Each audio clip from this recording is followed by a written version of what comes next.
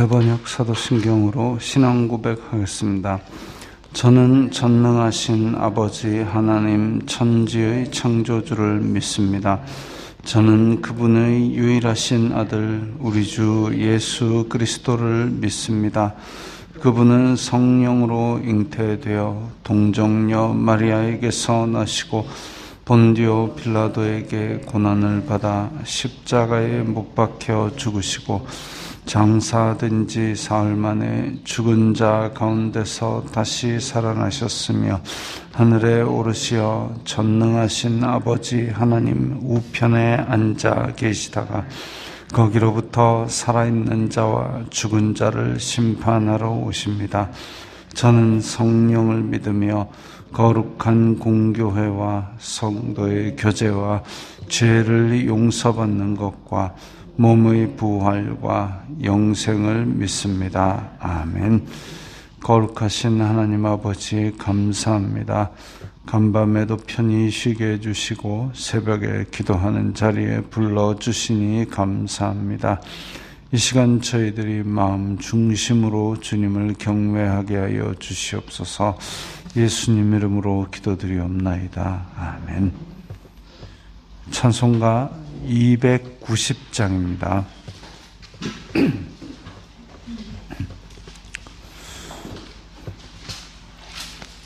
찬송가 290장입니다.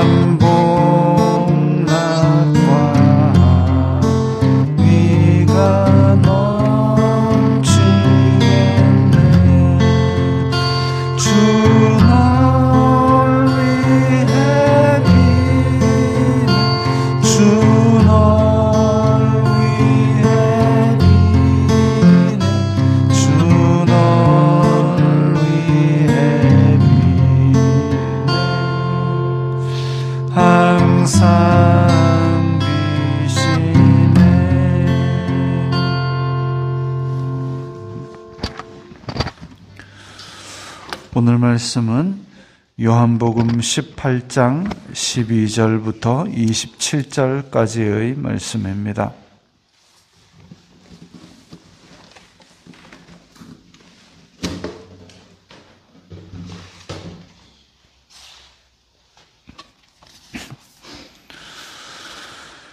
요한복음 18장 12절부터 27절까지의 말씀 함께 읽겠습니다.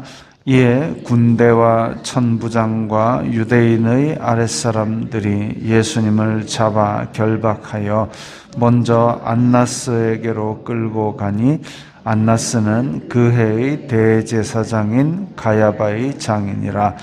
가야바는 유대인들에게 한 사람이 백성을 위하여 죽는 것이 유익하다고 권고하던 자라라. 시몬 베드로와 또 다른 제자 한 사람이 예수님을 따르니 이 제자는 대제사장과 아는 사람이라. 예수님과 함께 대제사장의 집들에 들어가고 베드로는 문 밖에 서 있는지라.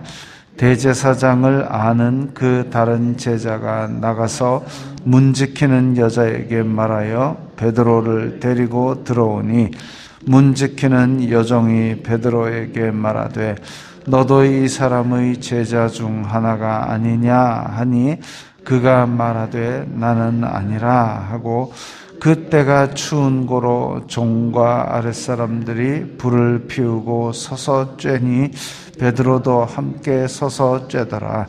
대제사장이 예수님께 그의 제자들과 그의 교훈에 대하여 물으니 예수님께서 대답하시되 내가 드러내놓고 세상에 말하였노라. 모든 유대인들이 모이는 회당과 성전에서 항상 가르쳤고 은밀하게는 아무것도 말하지 아니하였거늘 어찌하여 내게 묻느냐. 내가 무슨 말을 하였는지 들은 자들에게 물어보라. 그들이 내가 하던 말을 아느니라. 이 말씀을 하심에 곁에 섰던 아랫사람 하나가 손으로 예수님을 쳐 이르되 내가 대제사장에게 이같이 대답하느냐 하니 예수님께서 대답하시되 내가 말을 잘못하였으면 그 잘못한 것을 증언하라. 바른 말을 하였으면 내가 어찌하여 나를 치느냐 하시더라. 안나스가 예수님을 결박한 그대로 대제사장 가야바에게 보내니라. 시몬 베드로가 서서 불을 쬐더니 사람들이 묻되 너도 그 제자 중 하나가 아니냐. 베드로가 부인하여 이르되 나는 아니라 하니 대제사장의 종 하나는 베드로에게 귀를 잘린 사람의 친척이라. 이르되 내가 그 사람과 함께 동산에 있는 것을 내가 보지 아니하였느냐. 이에 베드로가 또 부인하니 곧 닭이 울더라. 아멘. 예수님께서 드디어 잡혀서 유대인들에게 넘어갔습니다. 맨 먼저 끌려간 곳은 안나스에게입니다. 지금 대제사장은 원래 종신직입니다. 그런데 여기 보면 대제사장이 둘이 나오죠. 안나스가 나오고 가야바가 나옵니다. 가야바는 그 해의 대제사장, 안나스는 그의 장인입니다. 그의 장인이란 얘기는 안나스가 원래 대제사장을 해야 되고 종신으로 해야 되는데 그 사위 가야바가 지금 대제사장이다. 뭔가 율법적으로 이게 허용이 되나 모르겠습니다. 우리가 아는 율법 한도 내에서는 이건 좀 아니죠. 그런데 이때는 일단 로마와 결탁하고 자기네들의 부와 권력을 눈감아주고 이런 엉망진창인 상태인데 안나스가 어쨌든 유대인들의 제일 어른 역할을 지금 하고 있습니다. 근데 안나스의 입장이 뭐냐 하면 유대인들이 예수님 때문에 들썩들썩 하게 되면 로마가 유대인들을 더 때려잡을지 모르니까 이 유대인들 전체를 위해서는 한 사람이 죽어야 되겠다. 이 얘기했던 사람입니다. 눈도 깜짝 안 하고 사람을 죽이는 얘기를 하는 사람이죠. 자, 지금 오늘 예수님께서 안나스에게 신문 받는 장면과 그리고 베드로가 멀찌감치 따라가는 장면이 같이 교차해서 지금 글이 써져 있는데, 베드로와 또 다른 제자 한 사람, 또 다른 제자인데 대제사장과 아는 사람이 바로 요한입니다. 요한이 자세한 건 알 수 없지만 지금 대제사장 집에 연줄이 있어서 그래서 그 집을 드나들 수 있었던 것으로 보입니다. 그래가지고 자기는 들어갔는데 베드로는 밖에 있어가지고 문 지키는 여자에게 말하기를 베드로 들어오게 하세요. 근데 베드로를 문을 열고 딱 얼굴을 보니까 이거 예수님 제자구나. 그런데 베드로가 나는 아니야. 벌써 그냥 생각할 겨를도 없이 바로 부인을 해버립니다. 예수님께서 말씀하신 대로 닭 울기 전에 내가 3번 나를 부인하리라 라는 그 말씀대로 부인을 하고 있죠. 예수님을 부인한 것, 그걸 먼저 보자면, 자, 25절에 보니까 또 서서 불을 쬐더니, 이 유대 땅에 지금 전기불이 있는 것도 아니고 다 어두운데, 그래서 오히려 어쩌면 베드로에게는 얼굴을 알아보기 힘든 상황이 되었을 텐데, 베드로는 자기 딴에는 예수님에 대한 의리를 거절하지 못해서 지금 꾸역꾸역 따라는 왔는데, 불 쬐는 곳에 가니까 불빛 때문에 얼굴이 비칩니다. 그래서 그 종들 중에 하나가 또, 야, 너 지금 제자 중 하나가 아니냐? 나는 아니라. 이거 다른 말도 없고 생각도 안 하고 그냥 부인을 해버립니다. 대제사장의 집에서 만약에 그게 발각이 났다. 베드로는 어떻게 될까요? 같이 포박을 당하고 이렇게 되겠죠. 근데 예수님께 베드로가 뭐랬냐면은 내가 죽는 자리까지도 따라갑니다. 큰 소리 떵떵 쳤는데 지금 대제사장의 뜰 안에서 종들이 묻는데도 나는 아니라 이러고 앉아 있습니다. 사람의 결단이라는 게 이렇게 약하죠. 사람의 결심, 사람의 결단, 죽는 자리까지 따라가겠다고 목숨을 건 것 같이 얘기를 했지만 실제로 포장을 열어보면 그 안에는 나는 아니라 밖에 안 들어있습니다. 그 2번이나 부인하면 베드로 마음도 찔리겠죠. 그런데 3번째는 아예 피할 수 없을 정도로 훅 들어옵니다. 베드로에게 귀를 잘린 사람의 친척이라.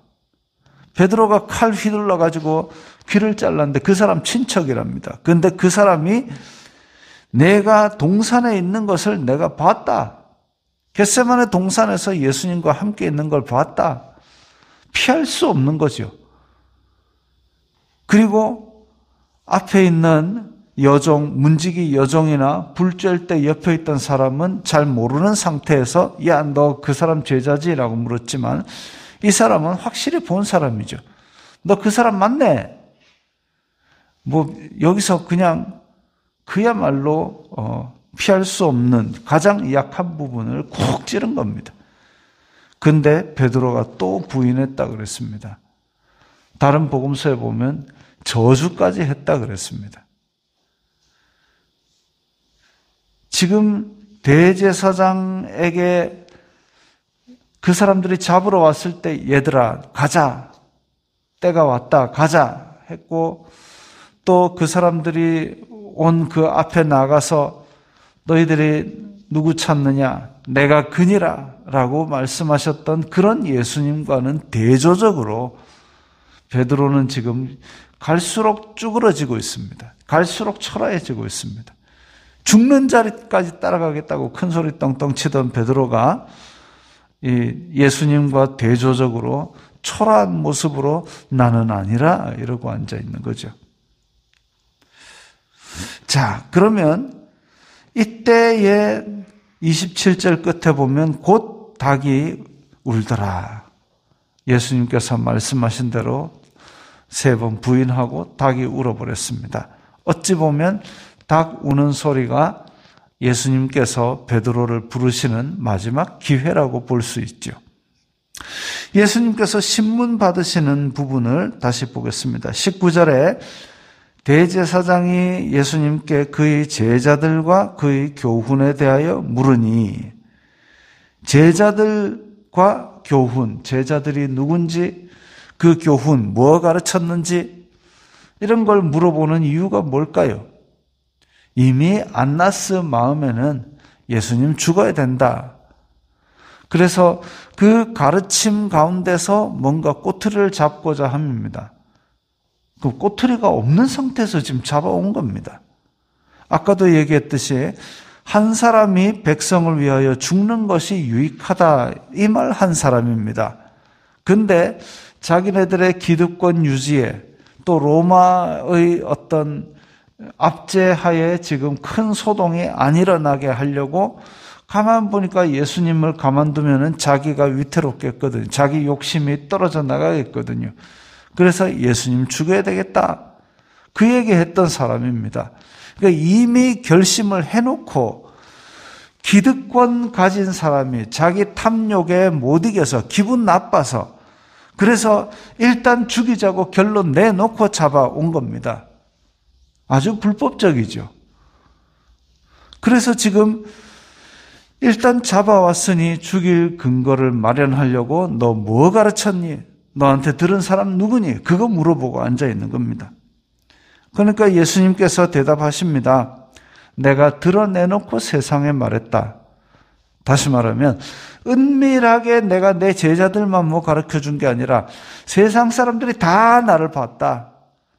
내 삶의 열매가 나를 지금 입증하고 있다. 그래서 들은 자들에게 물어보라. 세상에서 다 물어봐도 내가 뭐라 했는지 다 안다. 근데 다 안다고 말씀을 하셨지만 대제사장 앞에서 예수님께서 이렇게 가르치셨으니까 이분은 진리입니다라고 말하는 인간이 하나도 없었습니다. 예수님께서 십자가에 달리실 때까지 예수님이 가르친 이 말씀이 생명의 말씀입니다. 그 많은 사람들이 회개하고 그 많은 사람들이 그 가르침에 놀랐다 그랬는데 아무도 그 얘기하는 사람이 없습니다. 어찌 보면 참 야속한 거죠. 그 뽀빠이 이상용이 뭐 심장병 수술 애들 막 해주고 그 수백 명을 그렇게 해줬는데도 그때 무슨 횡령 혐의로 그렇게 재판받을 때 아무도 나섰던 사람이 없어서 서운했다고 합니다. 결국은 무혐의로 풀려났지만 방송에서 다 퇴출되고 굉장히 힘든 시간을 보냈다고 합니다. 안타까운 일이죠. 다들 정의롭게 사는 것 같이 얘기하고 베드로처럼 죽기까지 예수님을 따르겠노라 말하지만 결정적으로 포장 뜯어보면 3번 부인하고 예수님께 배운 것 이런 분이었습니다. 이런 가르침을 받았습니다라고 얘기한 사람 아무도 없는 겁니다. 자, 그런데 또 이 얘기를 하니까 어떤 사람이 예수님을 때려가지고 대제사장에게 이같이 대답하느냐라고 때립니다. 대제사장이 일단 예수님을 죽이려고 결정해 놓으니까 그 밑에 있는 사람도 예수님을 아주 우습게 보고 있죠. 예수님의 가르침이 어떤지 거기에 대한 판단은 전혀 없이 그냥 대제사장에게 대한 충성으로 어쩌면 이게 하나님을 잘 믿는다고 착각하고 있었을지도 모르겠지만 사람을 때리고 앉았습니다. 예수님께서 대답하시되 내가 잘못한 게 있으면 그거 가지고 나를 증언하라. 내가 잘못한 것을 증언해야지 왜 나를 치느냐라고 물으셨습니다.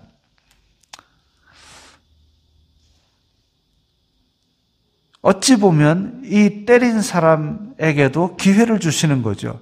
네가 머리가 있으면 생각을 해봐라. 네가 하나님께서 주신 머리가 있으면 판단을 해봐라. 내가 곧 길이요 진리요 생명이고 내가 가르친 거를 다 들었을 텐데 거기에 대해서 뭔가 잘못이 있으면 그걸 가지고 증언을 해야지 무조건 나를 때리는 게 말이 되느냐.